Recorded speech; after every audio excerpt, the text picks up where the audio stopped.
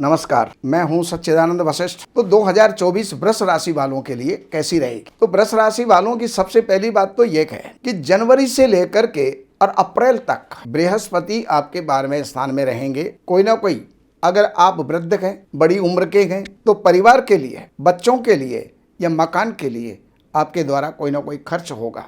अर्थात कोई ना कोई मकान का निर्माण हो सकता है, भूमि भवन आदि आप खरीद सकते हैं, कोई वाहन आप खरीद सकते हैं, बच्चों का विवाह हो सकता है। दूसरे नंबर पर यह अप्रैल तक की ही बात है। उसके बाद का जब अप्रैल निकल जाए तो उसके पश्चात यही बृहस्पति यहाँ से परिवर्तन होकर के और ये चले जाएंगे वृष राशि के अंदर, आपके राशि के ऊपर आ जाए। तो जब आपकी राशि के ऊपर आ जाएंगे तो धार्मिक मनोवृत्ति बनेगी, धार्मिक प्रवृत्ति होगी, और उसके साथ साथ जो भी पढ़ने वाले हैं उनकी पढ़ाई का क्षेत्र बहुत बढ़िया जाएगा पूरे वर्ष के अंत तक। और इसके साथ साथ जो विवाह के योग्य हैं तो उनके विवाह हो सकते हैं, सगाई संबंध हो सकते हैं। आपका कार्य जो भी रुका हुआ वो कार्य आपका पूर्ण हो सकता है। ये बृहस्पति पढ़ने वालों के लिए बहुत अच्छे होंगे और अच्छे सगाई संबंध करवाने वाले होंगे। जिनके पति पत्नी के बीच में कुछ विवाद चल रहे हैं वो विवाद भी सुलझ जाएंगे और आपके भाग्य की वृद्धि होगी, आपकी मनोकामनाएं पूर्ण होंगी, रुके हुए कार्य आपके सफल होंगे, आपके प्रमोशन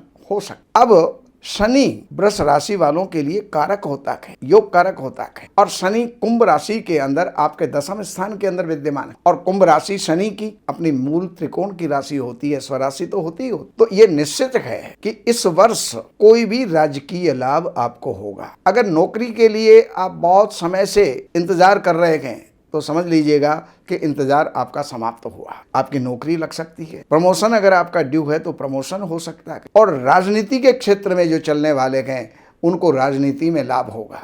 कोई भी मंत्री पद या कोई भी विजय, किसी भी प्रकार का लाभ सरकारी आपको होगा ही होगा। लेकिन ये शनि यहाँ से बैठ करके और अपनी सप्तम दृष्टि से चतुर्थ स्थान को देख रहे। ध्यान रखे, माता का स्वास्थ्य गिर सकता है, माता के साथ अनबन हो सकती है, कोई भी प्रॉपर्टी संबंधी विवाद जो है आपका चल सकता है, हो सकता है। इसलिए उस समय पर थोड़ा सा समझौता पूर्ण वातावरण बना करके अपने कार्य को सिद्ध कर। अब शनि यहीं से बैठ करके अपनी 10वीं दृष्टि इनकी आपके सप्तम स्थान के ऊपर जाती। सप्तम स्थान आपकी पत्नी का, ध्यान रखिएगा। बृहस्पति योग संयोग बनाता है और संतान का सुख भी देता है, लेकिन शनि यहाँ से बैठ करके पत्नी के साथ कुछ विवाद उत्पन्न कर सकते। कोई अगर पहले से आपकी सगाई संबंध हो चुके हैं तो सावधानी बरतें। कोई भी अपना व्यवहार ऐसा ना बनाएं जिससे कि सगाई संबंध में कोई दरार पड़ जाए, कोई विघ्न आ जाए। कारण कि शनि की दृष्टि वहां पर से सप्तम स्थान के ऊपर जा रही। दैनिक व्यापार भी कुछ डगमगा सकता है, लेकिन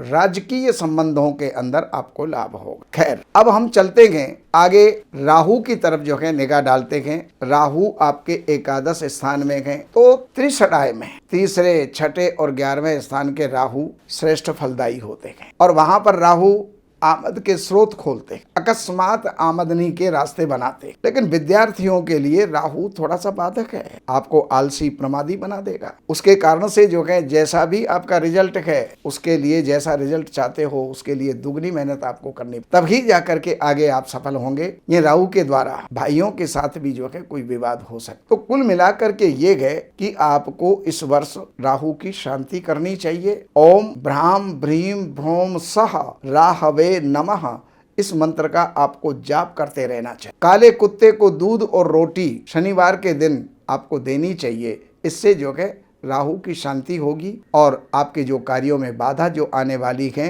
उन बाधाओं से आप मुक्त हो जाएंगे, बाधाओं का जो है निवारण हो जाएगा। और अब मैं आपको मासिक राशि फल दे रहा हूं। जनवरी का महीना, जनवरी के महीने में, और जनवरी, फरवरी और मार्च, तो ये जो 3 महीने हैं, जनवरी का महीना 15 जनवरी से लेकर के और 14 अप्रैल तक का समय जो आपका है, यहाँ पर सूर्य बहुत बढ़िया आपको परिणाम देने वाले। और यहाँ तक है कि 14 अप्रैल से लेकर के और आगे 1 महीना वहां पर भी सूर्य आपके उच्च के रहेंगे, लेकिन 12वें स्थान में है। 12वें स्थान का सूर्य खर्च ही करवाता है। आपके पंचम स्थान का मालिक होकर के 12वें स्थान में चला गया तो किसी संतान के ऊपर खर्च करवा सकते हैं, पढ़ाई के ऊपर खर्च करवा सकते हैं, पढ़ाई के ऊपर लोन लिया जा सकता है जो आगे उच्च शिक्षा के लिए आपके वो काम दे सकता है। और उसके पश्चात मई में थोड़ा सा दिमाग आपका तेज हो सकता है, यानी क्रोध की अधिकता रह सकती है, जिसके कारण से कई बनते हुए कार्य आपके बिगड़ सकते हैं। तो उसके प्रति आपको सावधान रहना होगा और अपनी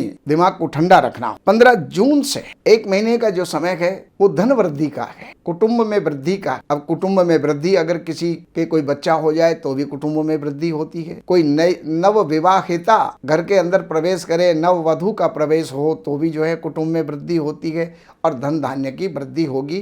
कुटुंब के अंदर अच्छा माहौल आपका रहेगा।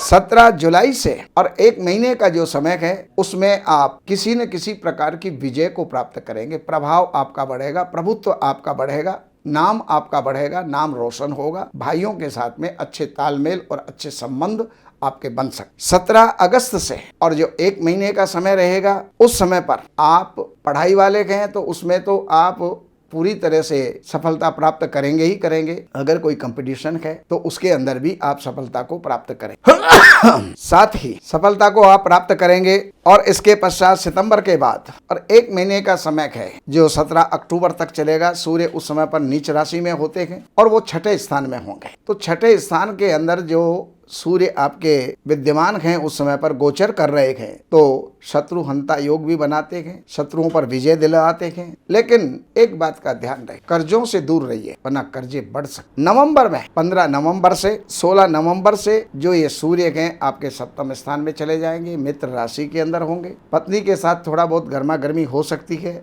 लेकिन व्यापार अच्छा रहेगा और सूर्य की उपासना आप करते रहें तो ये सब कुछ जो भी गलत परिणाम हैं वो सुखद हो जाएंगे।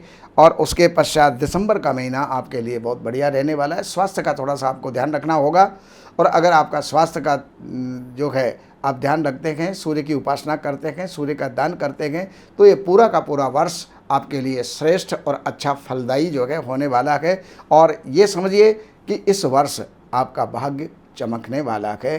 बाकी और जानकारियों के लिए इन नंबरों के ऊपर संपर्क करके कार्यालय से अपॉइंटमेंट लेकर के और कार्यालय की सेवाएं जितनी भी हैं वो आप प्राप्त कर सकते हैं। लेकिन कार्यालय की सेवाएं हैं वो आप जो है अर्पण करके, और कार्यालय की सेवाओं का मतलब आपकी समस्याओं का समाधान वो आप प्राप्त कर सकते हैं। नमस्कार।